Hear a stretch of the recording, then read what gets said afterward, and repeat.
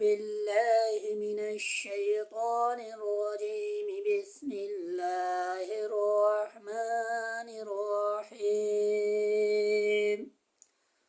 فلا صدق ولا صلى ولكن كذب وتولى ثم ذهب إلى أهله يتمطى أولى لك فعولى ثم عولى لك فعولى أيحسب الإنسان أن يترك سدى ألم يكن نطفة من مني يمنى ثم كان علقة فخلق فسوى فجعل منه الزوجين الذكر والأنثى أليس ذلك بقادر على أن